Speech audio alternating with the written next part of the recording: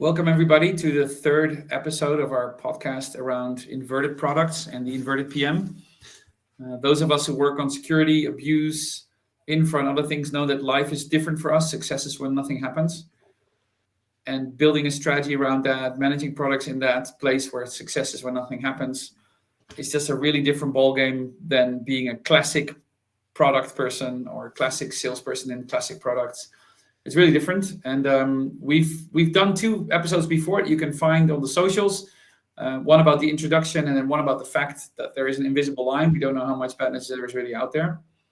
And today we're gonna talk about critical attacker journeys. And with me, like every week, I have my favorite Swiss person, Dario Salice, the person who gave me my first ride in a Jeep, Dana Kaufman, and the person who made me aware of an affordable tailor in Zurich, Tom Williamson. Thank you so much for joining me, all three of you, like every week. Super excited to talk again, and hope that we be able to, just help the world understand a bit more what inverted PMs are all about and what we do. So today we're talking about critical attacker journeys, and we want to do that around a business case, which in our case is we're going to take the example of account compromise. But before we go to critical attacker journeys, there's one concept that the audience has to understand, which is what is a user journey. And I think, Dario, of the four of us, you have a lot of experience with classic user journeys in the advanced protection program and in the things you did for Meta. So why don't you talk us through what a classic user journey is that normal PMs would deal with? Yeah, happy to. So when we really think about products, we think about UI, we think about technology people interact with, and a product only becomes a product when when the user wants to do something, when they want to solve a problem, when they want to achieve something. So traditional product manager, when they talk about their critical user journeys, they think about what are the ways that people use their products in order to make the product successful, meaning either increase engagement or increase revenue or increase growth, whatever the metric is. So, for example, sign up is a classical critical user journey. Like if you offer a product for which people have to sign up for, enter their email address, confirm their email address, maybe enter name and upload a profile picture, that is a critical user journey. Like, you know that the usage of a product is going to be more successful by that user if they successfully go through that journey. So you're going to be very, very attentive as a product team on making sure that you reduce the friction. Or, I mean, you mentioned Meta. Once I met the PM, he was responsible for cross-posting from Instagram to Facebook. So making sure that increasing the number of people who post content on Instagram, that they also would do that on Facebook. That is a very clear critical user journey for that product team. And so they work with metrics on how many people try, how many people succeed, and you want to reduce that gap. In our So world, you're saying it's a collection of steps, and it's a collection of steps, and we try to prevent people from dropping from that funnel, from that journey. yeah, it's like a sales funnel. You want to have a as perfect top of funnel to bottom of funnel conversion rate, and that is what most product managers, most products deal with. Obviously, as inverted PMs or as inverted product people, we are inverted. So we're not there to reduce the funnel friction, but to close the funnel as soon as possible. But Dana, Yes, that's a good point. Yeah, and Dana, for us, it's not about critical user journey, but critical attacker journey. So Right. you've worked right. on a lot of those. Can you talk the audience through what it is and what stages and what the difference is from a critical user journey?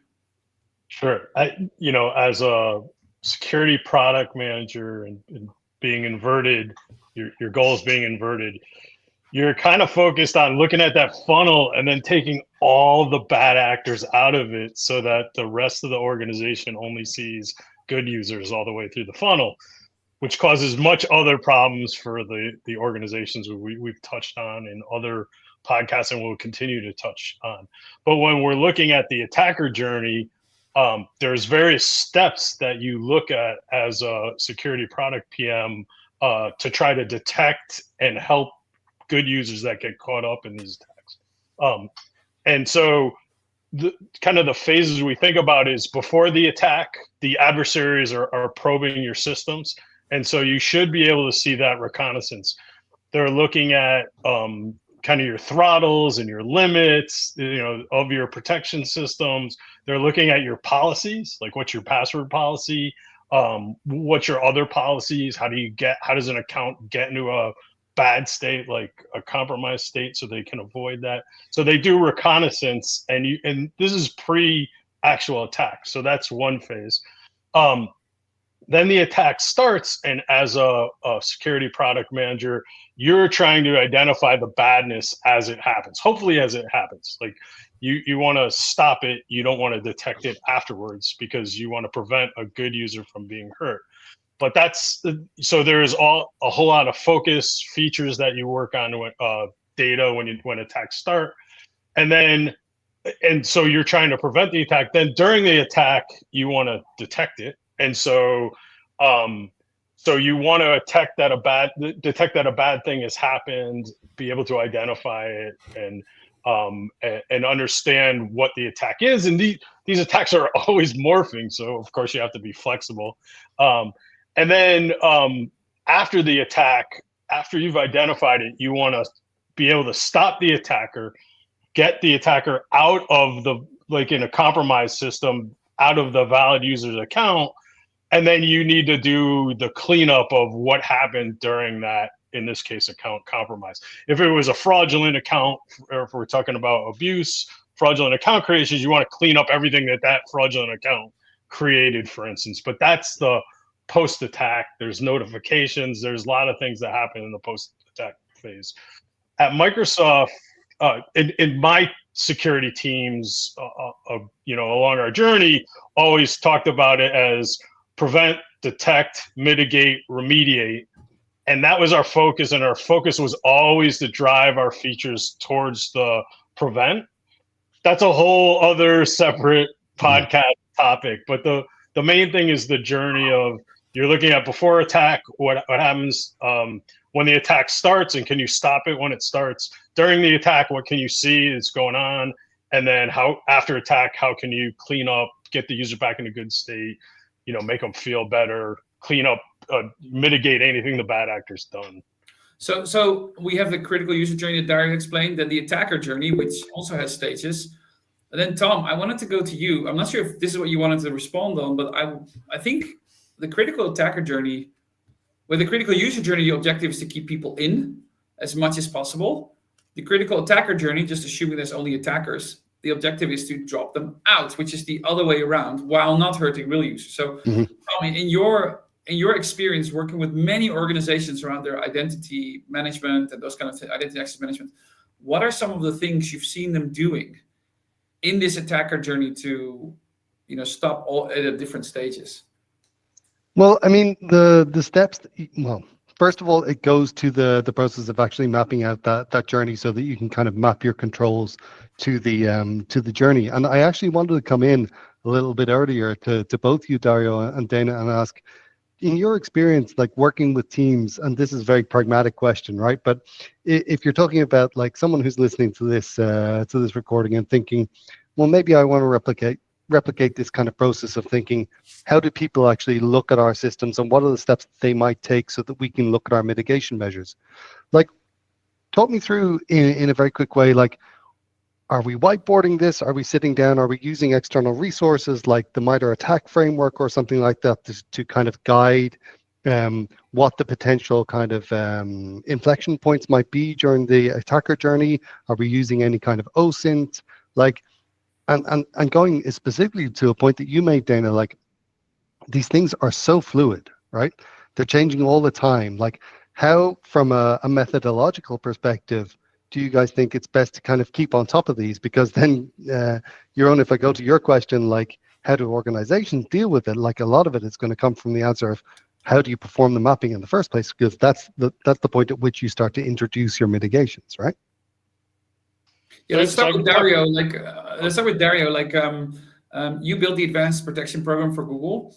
That probably had some attacker journey work in it, just to define it. Can you answer, Tom? Did you whiteboard it? How did you come up with the journey and what it should be?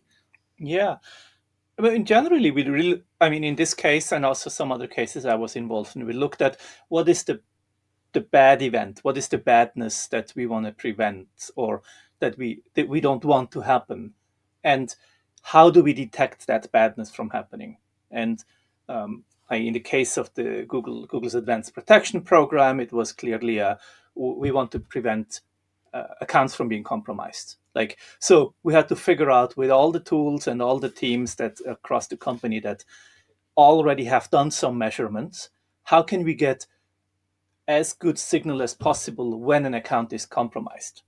Yes, one signal could be customer tweets or complaints and says, or user complaints and says, I was hacked. But I think there's about 4% of compromises get reported by the user. That's a number I've seen in different scenarios. So you can't really rely on that. So what we really try to do is, and I think that's what a lot of the large companies do anyway, figure out how can we detect how many accounts and which accounts are being compromised, and then compare that to the population that we're now looking at. So we really started to look at for signals on how likely is it that at any given point or day, any of the accounts in that program has been compromised. And if it met a certain threshold, somebody would have to look at it. That's not something that would scale to billions of users. But in that case, we wanted to protect 0.01% and in a different way, so that would scale. But in the end, it's always create an assumption on when does something bad happen and then look at it. So from a methodology perspective, like what you're describing there, Dario, is that it's essentially kind of like a right to left approach, right? Whereby you're starting with the bad event, which is the end of the chain, and then working backwards from it, right? Yep. But it's also not the case that you're taking like what you might call like the standard or the happy path, the normal user journey, and then looking at that to say, okay, are these ways in which it could be compromised? Is that another approach maybe, Dana, you've seen, or how can other people think about how to kind of map the journey out from start to finish? Yes. So I've done a lot of incident response and been involved in a lot of new type of attack detections, and specifically productizing them, which is the interesting, like productizing the defenses for that. And so the way we would do it is normally it'll start off with someone puts together a detection for the badness that's happening, right? Then what we would do is map it onto the framework or the attacker journey of, say, what happens before the attack for this, what happens during the attack, what happens when the attack starts, what happens during the attack, and what happens after. And we put that framework together and then map out, what do we have currently? Like, where's the gap on all the different phases? And then we could figure out where we needed to put resources or what we needed to build short, medium, long term to make sure that we address that and could successfully mitigate and keep users from being attacked. And it's really something that you have to say, like, how can I have the quickest impact, and then how can I make this kind of durable along the way? But that's the challenge of a security product PM, is to be able to do that. So mapping the attack onto your framework, or for us it was prevent, detect, mitigate, remediate, and doing that, you'll see the gaps. What are the gaps in your detections and everything? And you could do that. Actually, we've done that across product, because if you have a product suite, you can say, how does all of these products or features pull in to prevent this type of attack? And then you'll be able to see the gaps if you map it out and where your investments need to go. So that's kind of what we built up over time, and my teams have used it. Dario? I mean, fully agree with everything that Dana said. I think one thing that also, in my experience, makes a difference is does the harm that you're trying to prevent happen on your platform or not? So, for example, in the account compromise case, it's on your own platform. So you can start to implement detection mechanisms to see when do we think that account compromise happened, and then you plan it backwards and see what happened that led to that event. But sometimes the harm doesn't happen on your own platform. I mean, I remember a few years ago that people started to hack email address accounts to then look for authenticator seed codes to then compromise the authenticator apps, because at that point, people's only way to restore an authenticator app like Google Authenticator or Authy or so was to store a key somewhere. And I'm guilty as I don't know about you guys, but I have sent myself seed keys because I felt my email address is the most stable thing that I have. Mhm. I might lose access to my Dropbox account, which I have lost, and then I'm lost. So I don't think I like to believe I wasn't very stupid, but what that hacker then started to do, and we would see that instantly, is they would compromise an account and within seconds would start to automatically, obviously, start to look for seed codes for authenticator apps to then compromise crypto accounts, for example. So the harm doesn't happen on your own platform, but the path happens on your own platform. And I think from a team's perspective, those take very different approaches, because if you can't measure the harm because it happens over at Coinbase or at Bitwarden or at Kraken and not on your platform, you start to have different approaches to measure maybe bad intent and not bad action or harm. Yeah, and I think we did the same. I'm aware of two ways. Like what you say, Tom, going from what you said left to right, where you say something bad happened, and then we go back and see how it started, and then we have the journey. We also sometimes think, okay, what if this account is compromised? And for example, there's a product that was born at Workspace called multi-party approvals, where it's like a Tom Cruise launch the missile type of thing, where one admin has to approve the action of another, and it's like asynchronous, so the action goes into a buffer, so when the other admin approves, it just gets executed. So it's not like a temporary role thing, it's much more different. And that really came from like, okay, we don't necessarily observe certain badness yet, but let's just think like an attacker. If I was an attacker and I got a Workspace domain, what are some of the things that I would be doing in order to damage the domain or somehow monetize? And I think this is where the opportunity for inverted PMs lies. Like, there's not like a billion things you can do with an account to make money off of it, right? It's a limited set, and it may be in the thousands of things you could do, which is, it sounds like a lot, but in the world, it's not so much. And so if you can group these things and say, like, there must be a family of attacker journeys that involves the payment instrument. If I put something around that and drop the bad people out, then at least everything that comes after is safe. Or for example, at Google, we saw something that is like where you can download your entire account's data. So I built a system that was risk-based re-authentication. So if someone would try to download their account data, their phone would buzz saying, "Is it you trying to download your account data?" Which is very contextual, right? And again, it's like we drop the attackers out for that action, but also for the account. Because if you compromise an account and you hit that roadblock, now the user knows you're in and they can take action. And so I think both ways work, right? You either go to the end of the attacker funnel and be like, okay, people are doing bad spend on the platform. Let's find the steps that they take to do it, right? Or you say, hey, if I was able to get into this type of account, and I think like a criminal, I want to try and make money off of this. What are some of the things I would do? And because the set is limited, it helps you find the attacker journey that way, and you can then put defenses on it. Tom. Yeah, I think this is a really interesting conversation. And one of the things that occurs to me about why it's so interesting, specifically in this round with this group of people, is that you guys specifically have a lot of experience of doing this on what are essentially kind of platform level vendors, right? You know, not individual applications, not individual kind of like verticals, but platforms, like all kind of three vendors form essentially part of the digital backbone, right? So like you can use, for example, all of those credentials for third-party authentication to lots of other different other different services. So in the way that you mentioned, Dario, right? Like my email is the most stable part of my kind of online life. This is essentially the kind of the cornerstone of it. It forces you to think a little bit differently, right, in terms of the impact of the compromise of the account, because it goes outside of the scope of your platform, as you say, right?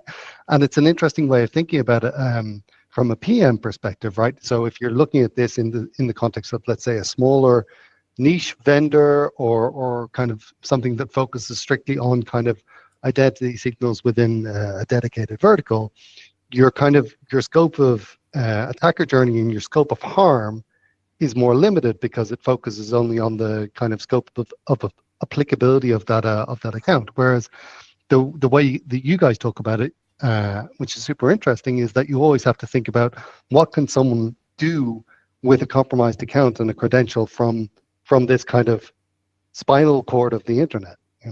Yeah, and before we go to the hands, because I'm also looking at time, I wanted to ask you both, Dario and Dana, like, if you have like 1 or 2 minutes, assume that someone who is a new security professional or a new inverted person is listening to this, right? And they work at a big company or a small company, and they're like, yeah, I would love to bring this concept in. What are like the 4 or 5 steps that they should do in order to implement this concept and use it to their advantage? I think they need to understand their taxonomy of what they're going to do, and then make sure everyone else understands it. Because if there has to be an agreement on your terms and and how you're classifying things. And your company might already have something like that.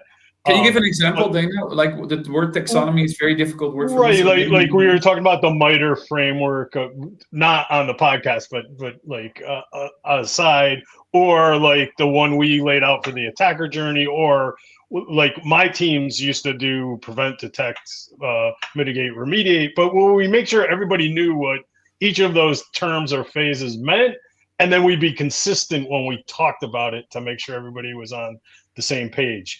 And then so then we could go and do the mappings. And then what is really good is if you take existing things that you have, it might be existing features, existing attacks that if you're first starting out, and try to do the mapping yourself to see kind of, what do we already have in each of these phases to address this type of attack? What do we need? What can we learn? And then you can start mapping, thinking about it for new features that you want to create or new attacks that you want to detect or prevent. And so that's kind of how I would start is, common understanding of the terminology, do some existing mappings. I did the same thing with MITRE framework because we had to take some of our stuff and map it for external communication using the MITRE framework, because that's something that people understand. And so how we did it, we took our existing stuff, mapped it into MITRE, made sure we knew what all the phases mean and how we aligned, and then we could communicate it externally. Same deal. Dario, anything you would add to that? Yeah, I mean, I really like the mapping element to it, because I think mapping also gives you an insight of what happens on your platform and what happens outside of your platform. Like Tom, you mentioned before, like some of the companies that we have worked for are like the spinal cords of the internet, and there's over the last decades a trust element has been put on technology that hasn't been meant as that. I mean, if you think about what email is and how old a lot of the technologies are that are used to deliver and to receive and to use email, and now it's the trust element, the trust backbone of the internet. So if you're working at a small or whatever size company that doesn't have that email identity under control, you have to also understand what could happen there that's outside of your control. Like, how do you, since if you're a relying party, you don't know if the Google or Yahoo or whatever account has been compromised, but how do you look at signs that it could have been compromised? Because people will reset their passwords through that. That's the way, not where notifications end up. So it's really, I think, knowing what is your foundation built on that is outside of your control. That is an important element for mapping these journeys. So Dana, you say like agree on terminology, map your existing ones. Dario, you say don't forget to also include in your mapping the stuff that happens before they come to you and the stuff that happens after they leave you. And that's kind of the 3 steps that we've heard so far. Tom, in a moment, I want to go to you and ask how people can use this in strategy process. But Dana, why don't you go ahead? Just along this whole journey while we were talking, one of the things that was kind of popping up behind the scenes, Dario, kind of mentioned it as he was going along, is threat sharing and threat sharing externally, just outside of your organization, which ironically is where some of us met. So that's a whole other discussion topic for another day. But I just wanted to point out that the threat sharing is more and more and more, especially as the attackers get more and more sophisticated, is something that we need to do not only within the industry, but also with our customers and as we go. And so threat sharing is a very important topic. Yeah, so when you're talking about open identity foundations, shared signals framework, FIDO Alliance, all those things, if you're hearing these words for the first time, you can go and ask an AI or Google them. But we should talk about that in the future. And Tom, maybe sort of as we come to a close of this thing, we've talked about critical attacker journeys, how they're different from user journeys. We've talked about if you're new to this, what should you be doing? Get the terminology right, map them, also think about what happens before they come to you, go after. But now I'm also thinking, like, if you're more in the strategic realm, like you're a boardroom person or you're a consultant or someone else, is there a way that this could be brought into that? Or would you say, no, yes, you can think about them, but when you go to leadership, do this instead? Like, how would you use them? So there is one example that I would bring up, right? And mostly I would say you're right. Like these kinds of discussions on the granular level of kind of mapping attacker journeys specifically are best left to people who know what they're talking about. But when we talk about kind of, let's say, mapping this out at a kind of more generic functional level, let's say, one of the things that I've seen and I've brought to the attention of clients previously and is quite impactful is that, especially for senior people who have been kind of, let's say, around the industry for a long time, but are not necessarily specialized in the identity or security domains, you see a lot of kind of, let's say, pre-cloud on-prem thinking, right? A lot of network boundary thinking, to take another paradigm, right?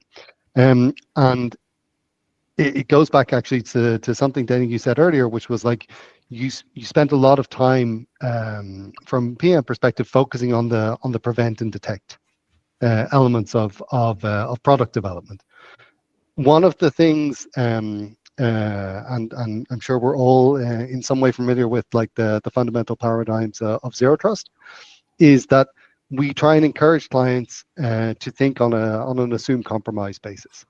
And once you kind of internalize that, it doesn't take a very kind of deep expert mind to kind of map out where you're putting your development focus, where you're putting your investment focus, and say, if we assume compromise, which we should and is a sensible thing to do, and it's only this morning I read a story, I think, about the activation of a 6-year-old backdoor for the compromise of Magneto, if I remember correctly.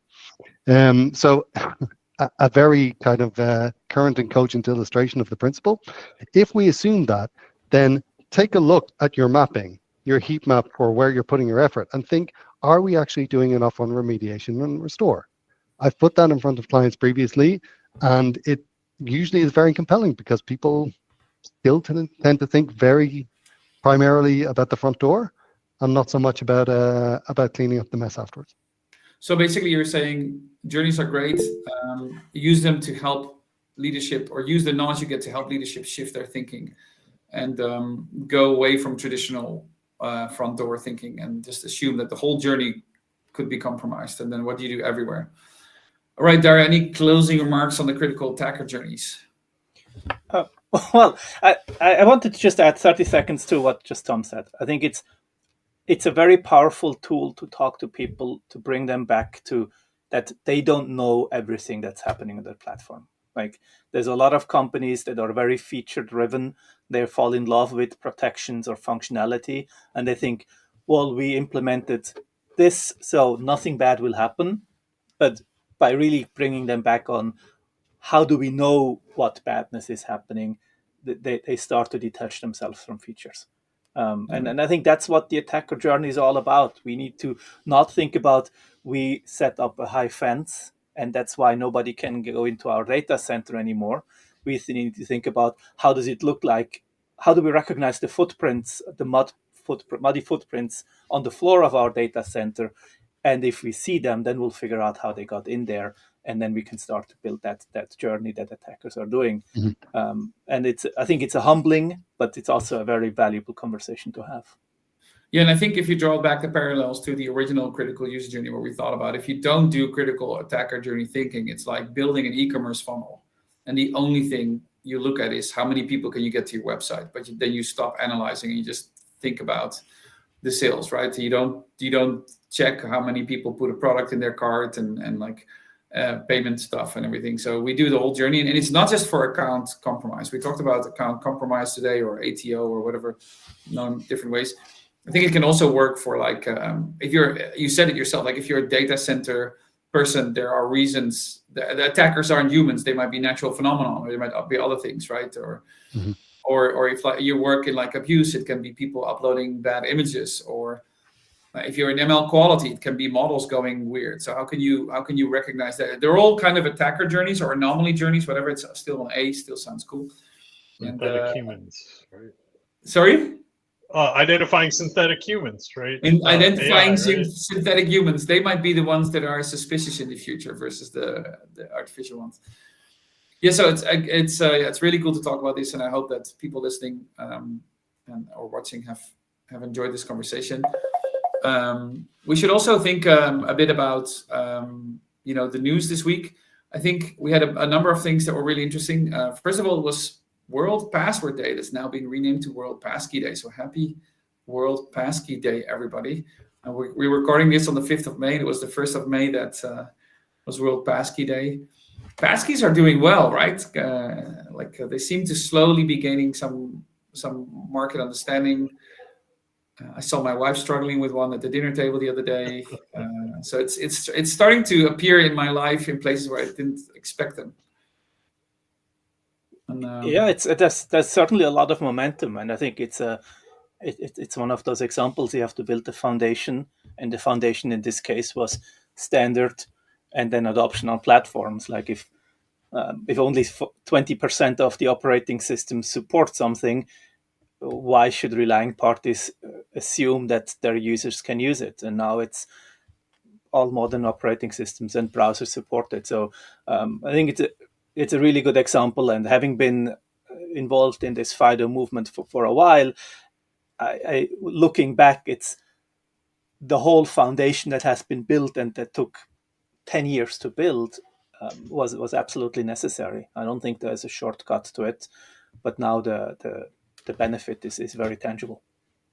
Yeah, and I think also it's this type of stuff that people are not aware of that happens behind the scenes for years building this standard that we then all use and take for granted, right? And so I'm really thankful also for you, Dario, for being in the FIDO Alliance, and Dana for you laying the foundation when you were still at Microsoft. And I have the privilege to go at the end and launch it for another big company. So I'm really excited about that. Are you guys like what is your main hope for Passkeys for the next 2 years? Well, I'd sent you guys an article, I think it was by ZDNet, that was laying out, where Passkeys are, where it's good, where it's bad. And one of the things they said is users should use it where it's easy and makes sense, right? And so one of the things, and I've told you guys in the past, I use a Windows laptop, and using Windows Hello to log into some of these sites is just amazing, right? Like that's where I love it. It's seamless, and now I'm seeing sites like the other day, like eBay popped up. It said, "Hey, you're passkey enabled. Can I just enable Windows Hello to log you in instead of your password login? We're going to switch that to your primary. So those are kind of the good examples, but there's a lot of bad examples that are also happening due to a lot of seams that you see in these services with passkey, and you're prompted on different devices trying to set things up, and it's not easy. I've too watched like my wife struggle through trying to figure out passkey, and myself. I remember one of them is like, is your phone close enough to the computer, like so we can see it? And I'm like, I was like, oh, is this a security issue? Like I don't know if I want to go down that path right now. And so now you were showing the article, and one of the interesting things that it was talking about is there's a lot of misinformation about passkeys that are out there and how they work. And the article was trying to correct that. And it did a good job of talking about how passkeys work with PKI and private and public keys, and that, yes, really you as a user only giving out your public key. And it got a little interesting when they were talking about like how that prevents phishing and everything, but it's a good article, but it just pointed out how, there's still a lot of misinformation. So going back, I think passkeys are great where it's easy, but the whole way, I mean, one of the other things in the other article is saying is like, make sure your username and password still work, because for recovery, you might need it in the future. So there's a lot of rough spots which passkey needs to work out. But the net, and I think we all agree that passkeys are better than passwords, and we should use them wherever we possibly can. Yeah. Dario? Yeah, I think just to build on that, I think there's a lot of use cases. I mean, if you scroll through that list. Yeah, what did you just share with me for people who don't know? Passkeys.directory, what is this? That was me. It's a community powered list of website services and platforms that support passkeys for either authentication and or MFA. Wow. Yeah. And it's a good example. I mean, a lot of those services in there. You can vote for Steam and Netflix to put. Oh, this is great. Yes, please. Voting their implementation, and a lot of them, it's a great thing. But I think what's important is Passkeys is not going to solve all account security and all cybersecurity problems. I mean, that they're great as a replacement for passkeys, for passwords, but I think there's still space for a lot of the other protection mechanisms, either anonymity detection or also like hardware keys and single sign-on and MFA in some cases. So I really would like this industry to move forward, also to have I think as an industry, a clearer understanding where are passkeys better, what are passkeys good for and what they're not good for. And I think the hype that has been created in recent months or in the recent 2 years, maybe ignore that a little bit. Like everything is a passkey now, and I think that makes it more difficult.